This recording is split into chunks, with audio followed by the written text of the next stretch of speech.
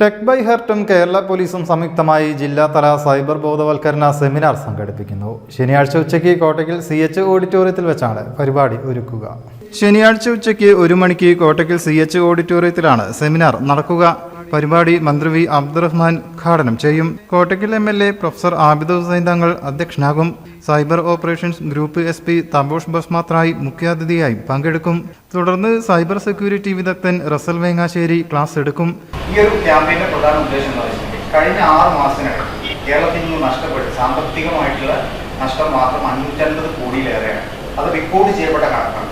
550 കോടി റിപ്പോർട്ട് ചെയ്യപ്പെടാത്ത കണക്കുകൾ അതിൽ കൂടുതലായിരിക്കും.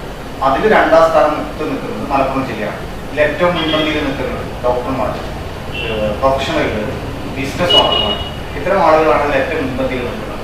അപ്പോൾ അവർക്ക് വേണ്ടിയിട്ട് ഒരു ക്യാമ്പയിൻ തുടങ്ങിയാണ് സൈബർ സ്മാർട്ട് 2024 എന്നുള്ളത്. വ്യത്യസ്ത തരത്തിലുള്ള സ്കാമുകൾ നൽകുന്നുണ്ട്. ലോട്ടറി സ്കാമുകൾ നമ്മൾ ഫോൺ ചെയ്തിട്ട് നമ്മുടെ വിശ്വാസത്തെ അവർ കൈക്കലാക്കിക്കൊണ്ടാണ് അവർ ഓരോരുത്തരെയും ഫോൺ വെച്ചുകൊണ്ട് നമ്മുടെ OTP അതുപോലെ തന്നെ നമ്മുടെ KYC ഡീറ്റെയിൽസും അപ്ഡേറ്റും ചോദിച്ചുകൊണ്ടിരിക്കുന്നത്. എക്സ്റ്റോർഷൻ നടക്കുന്നുണ്ട്, സൈബർ ബുള്ളിങ് നടക്കുന്നുണ്ട്. അങ്ങനെ വ്യത്യസ്ത തരത്തിലുള്ള സ്കാമുകൾ നടന്നുകൊണ്ടിരിക്കുന്ന ഒരു സമയമാണ്. അപ്പോൾ ഇത്തരം ഈ സ്കാമുകൾ അല്ലെങ്കിൽ ഫ്രോഡുകൾ എങ്ങനെയാണ് നടക്കുന്നത്? നമ്മൾ പ്രധാനമായിട്ട് ഒരു ക്യാമ്പയിനോട് ഉദ്ദേശിക്കുന്നത് വെച്ചിട്ടുണ്ടെങ്കിൽ എന്തൊക്കെ തരം സ്കാമുകളുണ്ട്, അത് എങ്ങനെയാണ് സംഭവിക്കുന്നത്, അത് സ്കാമുകൾ സംഭവിച്ചു കഴിഞ്ഞാൽ നമുക്ക് എന്ത് ചെയ്യാൻ പറ്റും?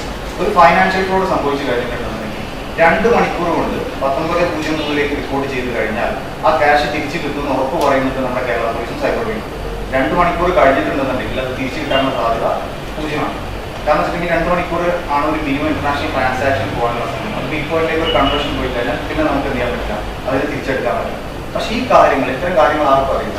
നമ്മളിപ്പോൾ സംസാരിച്ചുകൊണ്ടിരിക്കുന്ന ഈ ഒരു കാര്യം നമ്മുടെ കയ്യിലുള്ളത് ഡിജിറ്റൽ ഡിവൈസ്, നമ്മളെല്ലാവരും ഉപയോഗിക്കുന്നു. നമ്മുടെ മൊബൈൽ ഫോൺ മാത്രം ഉപയോഗിച്ചുകൊണ്ട് ഈ കാര്യം ഈ ഒരു പ്രശ്നത്തിൽ ഇരിക്കുന്ന ആളുകളല്ല, പുറത്തൊരാൾ കേൾക്കുന്നു.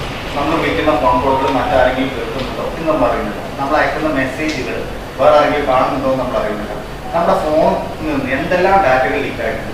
കഴിഞ്ഞ ദിവസം വന്നു ട്വിറ്ററിന്റെ എല്ലാ ഡാറ്റയും ലീക്കായി എന്ന് പറഞ്ഞിട്ട് ഈ ട്വിറ്ററിന്റെ ഡാറ്റയിൽ നമ്മൾ എന്തെല്ലാം ഉണ്ട്, നമ്മുടെ മെയിൽ ID ഡീറ്റെയിൽസ് എല്ലാം ഉണ്ട്. എയർടെലിന്റെ ഡാറ്റ ലീക്കായി എന്നിങ്ങനെ ഓരോ കമ്പനികളുടെയും നമുക്കറിയാം ആധാറിന്റെ ഡാറ്റ ലീക്കായി കിടക്കുന്നുണ്ട്. അപ്പൊ ഇത് എടുക്കാൻ കഴിവുള്ള അത്രയും പവർഫുൾ ആയിട്ട് സിസ്റ്റം ഇരിക്കുന്ന സൈബർ ഫ്രോഡുകൾ നമുക്ക് ചുറ്റുമുണ്ട്. ഇത്തരം ആളുകളുടെ കയ്യിലേക്ക് നമ്മുടെ എന്തെല്ലാം ഡാറ്റകൾ പോയിട്ടുണ്ട് എന്ന് നമുക്ക് ലൈവായിട്ട് ചെക്ക് ചെയ്ത് നോക്കാൻ പറ്റും. അപ്പൊ ഈ ക്യാമ്പയിനിലേക്ക് വരുന്ന ഓരോരുത്തർക്കും നമ്മൾ അങ്ങനെ ഒരു ഓപ്ഷൻ കൊടുക്കുന്നുണ്ട്. വാർത്താ സമ്മേളനത്തിൽ ഷക്കീൽ അഹമ്മദ്, K ആദിത്ത്, അജിത് കുമാർ, M ബഷീർ എന്നിവർ പങ്കെടുത്തു. News bureau, Malappuram.